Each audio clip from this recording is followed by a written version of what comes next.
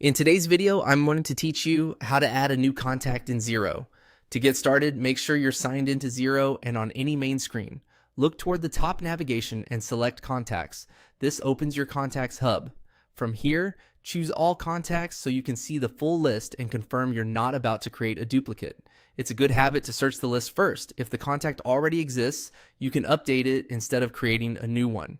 Next, click New Contact to open the contact form. Begin by entering the contact name. This is the display name you'll use on invoices, bills, and reports, so keep it clear and consistent.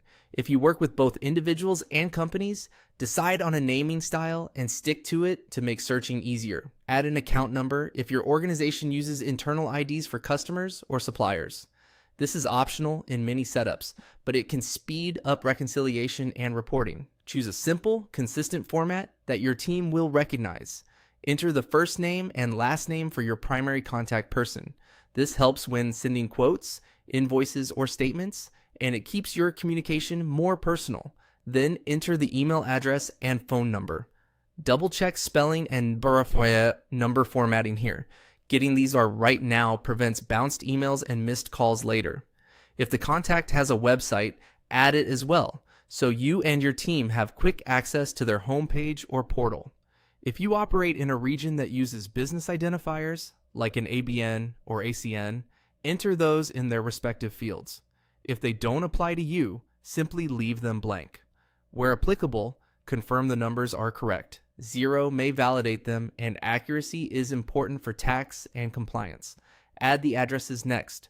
Fill out the physical and postal details as needed, including city, state, postal code, and country. Choose the right address type for billing or shipping so your documents go to the correct place. Now complete the financial details.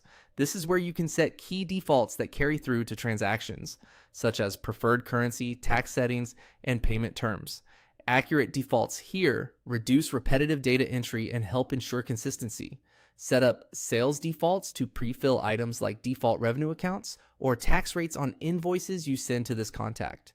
Then add purchase defaults for bills you receive from them, such as expense accounts or tax treatments. These settings save time and improve reporting accuracy. When everything looks good, click Save and Close. Your new contact is now ready to use across quotes, invoices, bills, and reports in Xero.